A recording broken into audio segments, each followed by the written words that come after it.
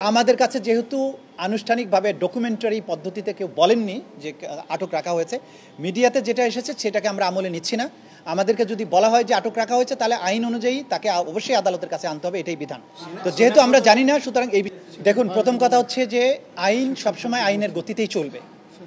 তো যখন আদালত থেকে কোনো পরোয়ানা, গ্রেপ্তারি পরোয়ানা বা অন্য কোনো পরোয়ানা ইস্যু হবে, আপনারা জানেন আমাদের সংবিধানেও আছে, আমাদের এই আইনেও আছে, আমাদের ফৌজদারি কার্যবিধিতেও আছে, একজন আসামিকে গ্রেপ্তার করা হলে যেখানেই গ্রেপ্তার করা হোক, তাকে আদালতে আনার সময়ে যে যতটুকু সময় ব্যয় হবে তার ছাড়া 24 ঘন্টার মধ্যেই তাকে আদালতে উপস্থিত করতে হবে। এটা হচ্ছে আইনের বিধান। শুধু আমাদের এই আন্তর্জাতিক অপরাধ ট্রাইব্যুনাল আইন নয়, আমাদের সংবিধানও এটা স্বীকৃত যে গ্রেপ্তার করে 24 ঘন্টার বেশি কাউকে আটক রাখা যায় না। যদি আদালত আপনাকে আটক রাখার অথরিটি দেয়, কেবলমাত্র তখনই আপনি আটক রাখতে পারবেন। সুতরাং যাকে যখনই গ্রেপ্তার করা হবে, তাকে আইনের বিধান হচ্ছে তাকে আদালতের কাছে আনতে হবে। আদালত যদি তাকে আটক রাখতে বলে আটক রাখা হবে, আদালত যদি তাকে ছেড়ে দিতে বলে, জামিন দেয়, সেটা দিতে পারেন। সুতরাং ডিসিশন নেওয়ার অথরিটিটা তখন আদালতের হাতে চলে যায়। এইটাই হচ্ছে আইনি ব্যাখ্যা। তো আমাদের কাছে কেউ ব্যাখ্যা চাননি, যদি চান তখন আমরা ব্যাখ্যা নিশ্চয়ই তাদেরকে জানাবো। আমাদের কাছে যেহেতু আনুষ্ঠানিকভাবে ডকুমেন্টারি পদ্ধতিতে কেউ বলেননি যে আটক রাখা হয়েছে, মিডিয়াতে যেটা এসেছে সেটাকে আমরা আমলে নিচ্ছি না। আমাদেরকে যদি বলা হয় যে আটক রাখা হয়েছে, তাহলে আইন অনুযায়ী তাকে অবশ্যই আদালতের কাছে আনতে হবে, এটাই বিধান। তো যেহেতু আমরা জানি না, সুতরাং এই আন্তর্জাতিক অপরাধ ট্রাইব্যুনালের রেজিস্ট্রারের যে কার্যালয়, সেখানে আপনারা খোঁজ নেবেন। তারা এই গ্রেপ্তারি পরোয়ানাগুলো যথাস্থানে যথাসময়ে জারি করেছেন, এবং এর বাইরেও যে সমস্ত কর্তৃপক্ষের কাছে অবগতির জন্য এই গ্রেপ্তারি পরোয়ানাগুলোর কপি পাঠানো হয়েছিল, তাদের কাছেও এটা পৌঁছে গেছে বলে আমরা জানতে পেরেছি। বাকিটা আপনি আন্তর্জাতিক অপরাধ ট্রাইব্যুনালের যে রেজিস্ট্রারের কার্যালয় আছে সেখান থেকে জেনে নিন। আমরা এই বিষয় নিয়ে আর কোনো কথা বলছি না। সাধারণ যে প্রক্রিয়া চলমান আছে, আইন তার নিজস্ব গতিতেই চলবে। আমরা যেটা আদালতে আজকে আর্গুমেন্টের শুরুতে বলেছি যে ইন্টারন্যাশনাল ক্রাইমস ট্রাইব্যুনালস অ্যাক্ট 1973, এটা একটা বিশেষ আইন তৈরি করা হয়েছে সেনাবাহিনী, নৌবাহিনী, বিমান বাহিনী, গোয়েন্দা সংস্থা, ডিসিপ্লিন ফোর্স, পুলিশ বাহিনী, এই সমস্ত ডিসিপ্লিন ফোর্সের বিচারের জন্য বিশেষভাবে তৈরি। এবং এই আইনে যে অপরাধগুলোর বিচার করা হচ্ছে, সেই অপরাধগুলোর বর্ণনা বাংলাদেশের সাধারণ কোনো আইনে নেই। Even army act, navy act, এয়ারফোর্সের যে আইন আছে, নিজস্ব আইন, সেখানেও নেই।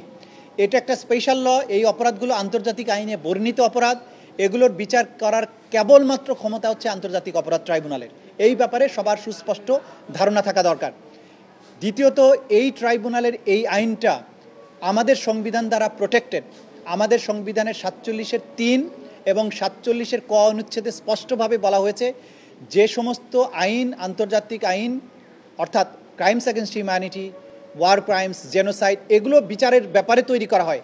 সেই আইনগুলো যদি সংবিধানের কোনো অনুচ্ছেদের সাথে, কোনো বিধানের সাথে অসামঞ্জস্যপূর্ণও হয়, তাহলে এই আইনটা প্রাধান্য পাবে। সংবিধানের সাথে যদি অসামঞ্জস্যপূর্ণ হয় তারপরেও, অর্থাৎ সংবিধান নিজেই বলে দিচ্ছেন যে 1973 সালের ক্রাইমস ট্রাইব্যুনাল অ্যাক্ট এর মূল্য সংবিধানের চেয়েও শক্তিশালী। সংবিধানই এটাকে প্রোটেকশন দিয়েছে। সুতরাং এই আইনের কোনো বিধানকে চ্যালেঞ্জ করা যাবে না। এই আইনের কোনো বিধানকে চ্যালেঞ্জ করে কোনো আদালতে যাওয়া যাবে না, সুপ্রিম কোর্টে যাওয়া যাবে না, রিট পিটিশন দায়ের করা যাবে না, মেইনটেনেবল হবে না, কারণ এইটার প্রোটেকশন স্বয়ং সংবিধান দিয়েছে। এই আইনটা যেহেতু সকল আইনের উপরে প্রাধান্য পাবে, সুতরাং এই আইনের বিধানে যা কিছু বিচারের প্রক্রিয়া আছে, সেই প্রক্রিয়ার মধ্য দিয়েই সবাইকে চলতে হবে। এর বাইরে যাবার কোনো সুযোগ নেই। যে এটা আমরা বলেছি যে 15 বছর ধরে এই সরকার ক্রমান্বয়ে যে দানবে পরিণত হয়েছিল, প্রথমে পিলখানা হত্যাকাণ্ডের মাধ্যমে আমাদের প্রতিরক্ষা ব্যবস্থার মেরুদণ্ডটাকে ভেঙে দেওয়া হয়। আমরা বলেছি যে যে সেনাবাহিনী, যার সাথে একটা নাম সবসময় যুক্ত করা হয়, দেশপ্রেমিক সেনাবাহিনী, সেনাবাহিনীকে দেখলে বাংলাদেশের মানুষ, আপনারা জানেন যে রাস্তায় দেখলে মানুষ ফুল নিয়ে এগিয়ে যায়, স্লোগান দেয়, তাদেরকে জড়িয়ে ধরে। তার মানে সেনাবাহিনীর, সাধারণভাবে সেনাবাহিনীর প্রতি বাংলাদেশের মানুষের যে আস্থা আছে, যে তারা দেশকে রক্ষা করেন, সেই জায়গাটাকে ভেঙে দেওয়ার জন্য 2009 সালের 25শে ফেব্রুয়ারি, 26শে ফেব্রুয়ারি পিলখানাতে সেনাবাহিনী অফিসারদেরকে হত্যা করার মাধ্যমে আমাদের প্রতিরক্ষা ব্যবস্থার মেরুদণ্ড তারা ভেঙে দেওয়ার চেষ্টা করে।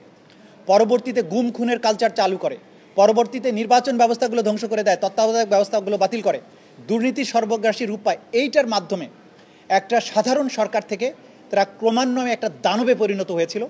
জনগণকে নির্যাতন করা, হত্যা করা, ভয়ের রাজত্ব কায়েম করা, এটা ছিল তাদের টার্গেট।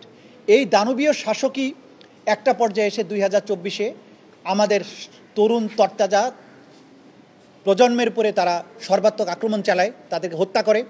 শুধু সাধারণভাবে আক্রমণ, পুলিশ দিয়ে আক্রমণ তা নয়, এখানে সকল বাহিনীকে ইনভলভ করা, হেলিকপ্টারের মতো সামরিক যান, ড্রোনের মতো প্রযুক্তি নির্ভর সরঞ্জাম, লিথাল ওয়েপন, এপিসির মতো মারাত্মক মারণাস্ত্র, এই সব জিনিস দিয়ে হত্যাকাণ্ড চালানো হয়েছে। এবং এটা হঠাৎ করে তারা করেনি, তাদের এই ক্রিমিনাল চরিত্র কিন্তু তারা ক্রমান্বয়ে পাকাপোক্ত করেই 2024-এ এসে সর্বশক্তি নিয়ে তারা ঝাঁপিয়ে পড়েছিল, যেটা আমাদের তরুণরা রুখে দিয়েছেন বলেই 2024-এর বিপ্লব হয়েছিল। সুতরাং এই বিচার করার সময় ট্রাইব্যুনালের সামনে পেছনের এই পটভূমিগুলো অত্যন্ত স্পষ্ট থাকা জরুরি। সে কারণে এই পটভূমিগুলো আমরা তুলে ধরছি, সাথে সাক্ষ্য প্রমাণগুলো, এটার যে বাস্তবে কী কী ঘটেছিল সেই সাক্ষ্য প্রমাণগুলো আমরা তুলে ধরছি।